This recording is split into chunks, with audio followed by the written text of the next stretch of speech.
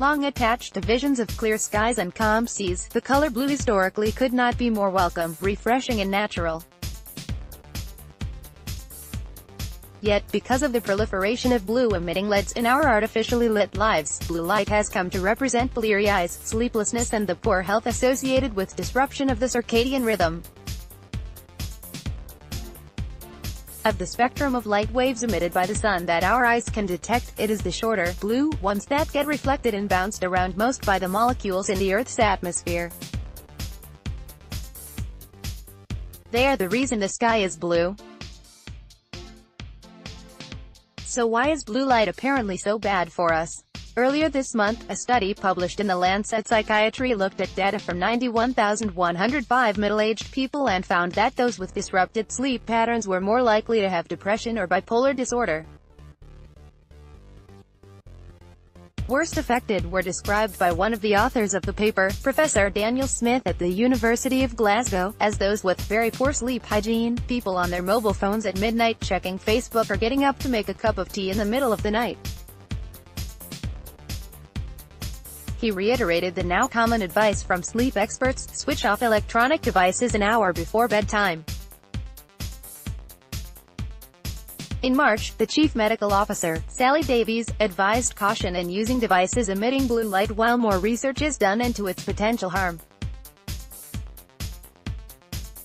Then in April, researchers at the Barcelona Institute of Global Health linked increased risks of breast and prostate cancers to blue light exposure at night. An association was found, but whether the light exposure caused the cancers through circadian disruption is unknown. What we do know is that undimmed LED screens and lamps give off more blue light than traditional light sources, such as incandescent light bulbs.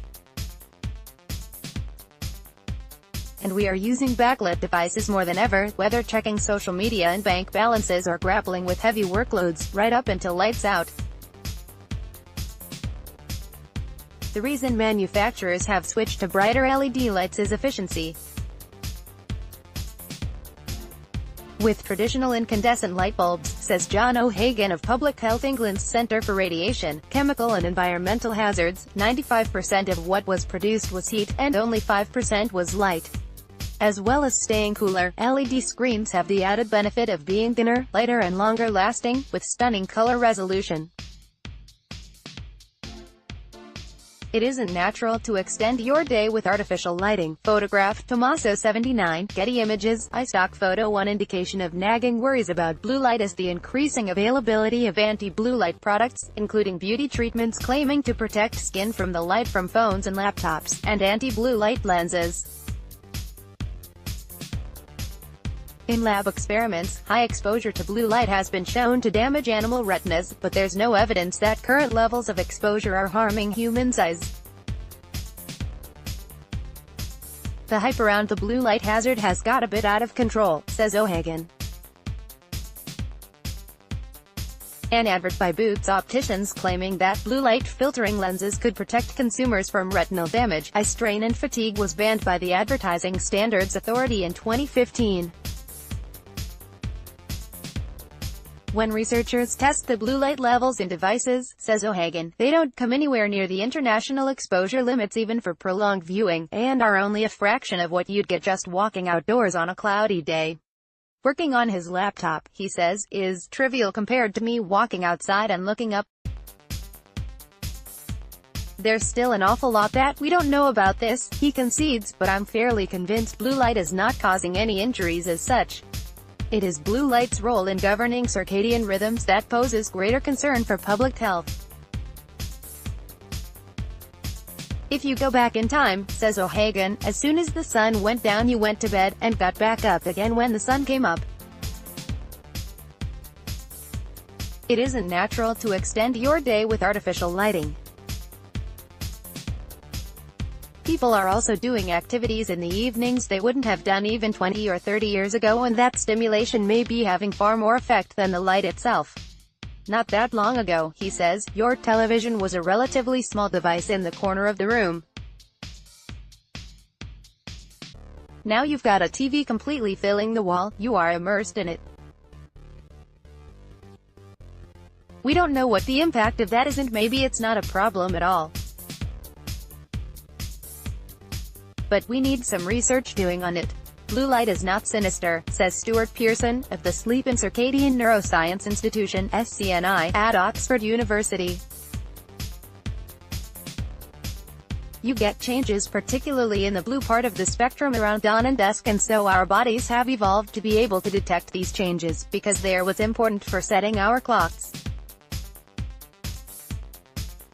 It's just that we've subsequently invented devices that emit light, and we've filled our environment with them and made them addictive. If you go to bed at night and stare at your bedside lamp for 10 minutes, that will shift your clock. It's just that nobody does that. We've invented devices that emit light and made them addictive. Photographed my purgatory years. Getty Images. iStock photo. The focus on blue light began, he says, over 15 years ago, when we did. What we've subsequently learned is that the rods and cones, which are sensitive to a spectrum of light frequencies, also help regulate the circadian responses, while the photosensitive retinal ganglion cells also work as light meters. The photosensitive retinal ganglion cells don't exclusively absorb blue light, it's just that they're better at absorbing it than, say, red light. If you cut out blue light, says Pearson, you're still getting activation of the circadian system, albeit less. A cleverer way to tackle the problem, if you're not prepared to lower the house lights and give devices a miss towards bedtime, is to change the color temperature of the display, how warm or cool it looks. Frustratingly, the only study Pearson knows of into the efficacy of doing this, using software called f.lux, was inconclusive. But in fact just dimming the brightness will make a difference, says Pearson. The night mode that many devices offer makes the display dimmer. Even if you don't have night mode, dimming LED lighting by 50% would be less bright to those ganglion cells than a fluorescent or incandescent light. Pearson is taken with an idea mooted by a colleague of his from Harvard, that in many ways, light is like a drug. It can be used for both beneficial and harmful purposes. The key point is knowing when we need it and in what dose. Is blue light also the reason we get eye strain or tired eyes after prolonged computer use? John Lawrenson, a professor of clinical visual science at City University of London, isn't convinced. In a review of robust studies into blue light blocking lenses, he found very little in terms of significant differences in satisfaction with blue light blocking lenses and standard lenses. This is partly because the lenses can only block a fraction of the blue light, but also, he says, the new term, digital eye strain, can have many components to it: wearing the wrong glasses, dry eyes, or just sitting in front of the computer too long.